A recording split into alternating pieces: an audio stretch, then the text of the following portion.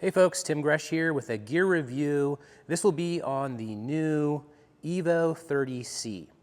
Now, this is essentially the same saddle as the F30C, which has been around for a while. The Evo 30C is just the new construction, which we saw earlier. I did a video on this, the Blaster and then the new Evo.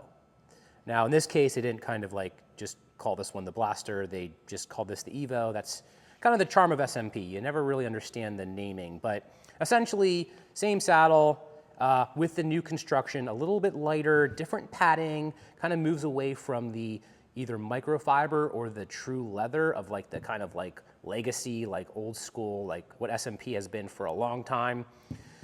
Same thing is happening over here with the new Evo 30C, same as the F30C. Now, my wife rides an F30C on her mountain bike, and then indoors, she rides a VT30C. I'm gonna start making this complicated. So the VT30C is just kind of a squishier version of the F30C. So she has this on her indoor bike. So I went ahead and put this thing on her indoor bike, got rid of the VT30C. She didn't even notice the difference. She said that this felt a little bit harder, which I expect because this is more of like a performance, a little bit firmer, dense padding, whereas this is like a little bit softer. I'm gonna next put this on her mountain bike outdoors where she has this one here, the F30C. I would imagine they're gonna feel very identical. I mean, the padding is very similar between the two. Personally, I ride a Blaster on my bike, so when I tested the Evo version, it felt very similar in the padding.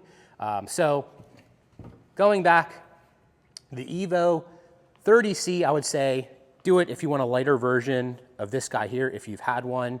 But the F30C has really good tumblehome down here. It's not as severe as like a Dynamic or a Dracon or some of the other.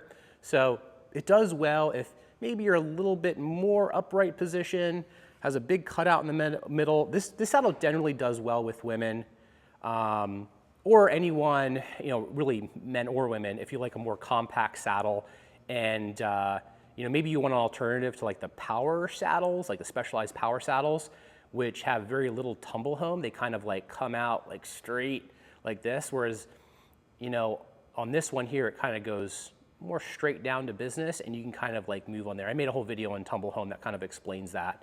And of course the long rails, you know, everything is the same, long rails. So yeah, there you go. And the other thing too that I want to point out, when I got this saddle, the first thing I noticed was you can kind of see these dimples here. And that's some of the magic, I think, with this design saddle. And this has it, the VT30 has it, these dimples. So when you're sitting on it, your pelvis can kind of go into this little bit of a gap on either side. And it just sort of helps to kind of relieve pressure rather than it not being there. And it does create a little bit of a ledge in the back here that part of your pelvis can sit on as you rotate forward. Similar kind of concept, I think, as like the SQ Lab saddles. They have a little ledge in the back there. So there you have it, just another variation of an existing shape, but in the new construction. So thanks for watching, enjoy your ride.